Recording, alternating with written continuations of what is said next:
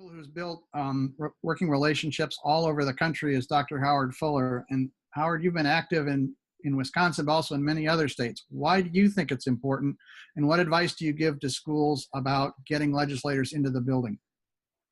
Thanks a lot, Joe, and I really appreciate being on. I don't think I have a tremendous amount to add to what Linda was saying, but clearly the state legislature is a key actor in public education in this country. For all of the talk about national this and that, education in this country is really a state function.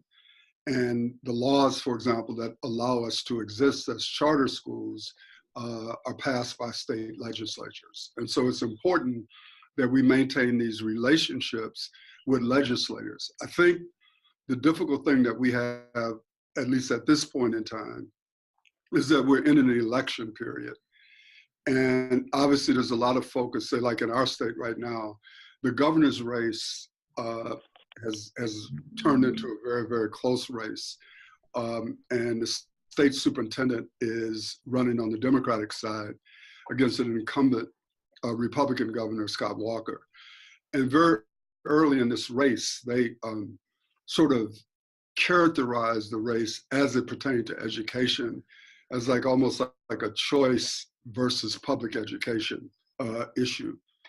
And because Tony Evers is running on the Democratic side, during the primaries, they were very focused on trying to make sure that they told unions and other people that they were for, quote, public education.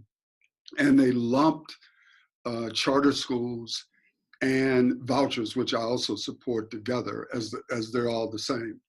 And so right now, what is actually happening, I think, we've not only got to focus on trying to get legislators to visit our schools, we've also got to educate our own constituency about the importance of the current election.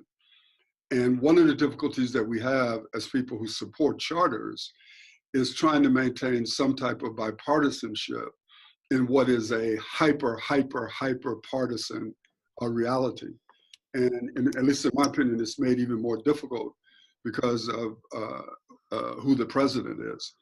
So as we talk about, bringing people into our schools, which I support, and we've done that over the years, we've also got to make sure that our young people who are eligible to vote, that they get registered and that they vote. Great. Very critical points. Thanks very much.